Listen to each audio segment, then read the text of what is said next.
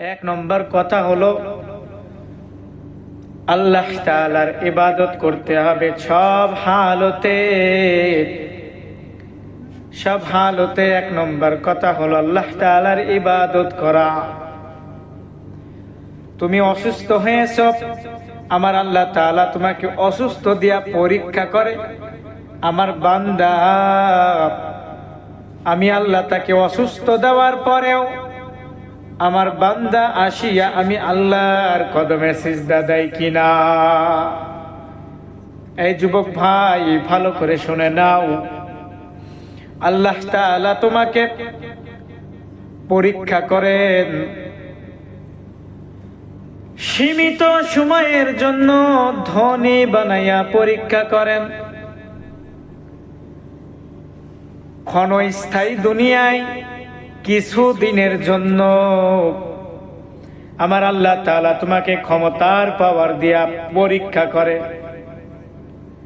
সাবধান, তোমার ভিতরে যদি জাররা থেকে জাররা পরিমাণ পর্যন্ত শিরিক প্রবেশ করে, তোমার জীবনের প্রত্যেকটা আমলগুলো বরবাদ হয়ে যাবে।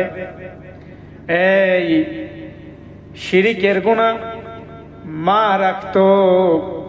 আমার আল্লাহ তাআলা বলেন, তুমি যা গুনাহ করেছো আমি আল্লাহ তাআলার কাছে মাপ চা, আমি আল্লাহ তাআলা মাফ করে দিব। তবে সাবধান, শিরিকের গুনার কাছেও যেও না, এবং আমার আল্লাহ তাআলা শিরিকের গুনাহ কখনো মাফ করে না। এক নম্বর আল্লাহর ভয় অন্তরে ঢুকাইতে হবে। ইনসাফ আলা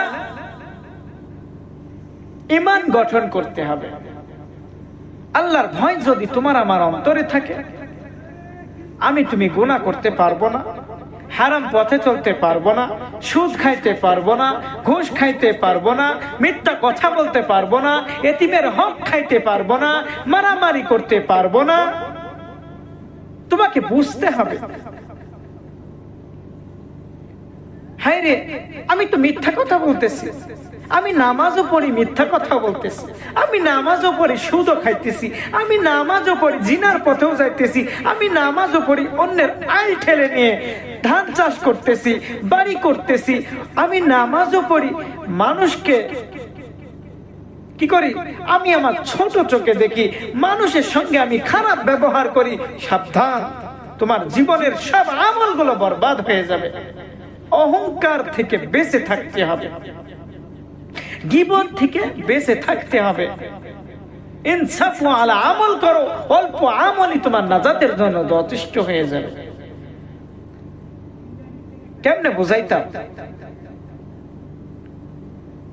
আল্লাহ তাআলার মায়া, আল্লাহ তাআলার মহাব্বত, আল্লাহ তাআলার ভালোবাসা আজকে তোমার আমার অন্তরে যদি না থাকে, এক সেকেন্ড চলার ক্ষমতা আমার তোমার নাই। কথা কি বুঝতে পারছেন? আল্লাহ সকলকে কবুল করুক। তাহলে এক নম্বর কি হলো? আল্লাহ তাআলার প্রেমে মশগুল হইতে হবে। 2 নম্বর ইনসাফ ওয়ালা আমল করতে হবে। 3 নম্বর দিল থেকে অহংকারকে হটায় ফেলতে হবে। মুমিন কখনো মিথ্যা কথা বলতে পারে না।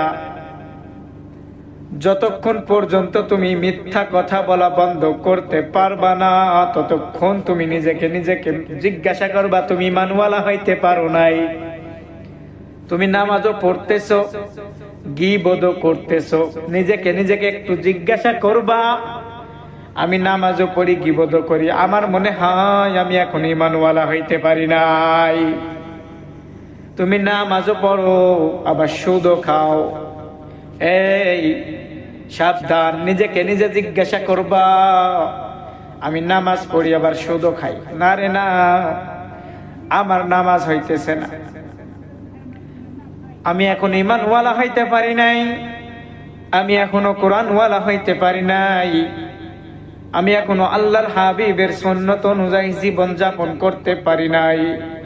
সাবধান, ওই অন্ধকার কবরের আযাব বড় ভয়ঙ্কর, অন্ধকার কবর বড় ভয়ঙ্কর।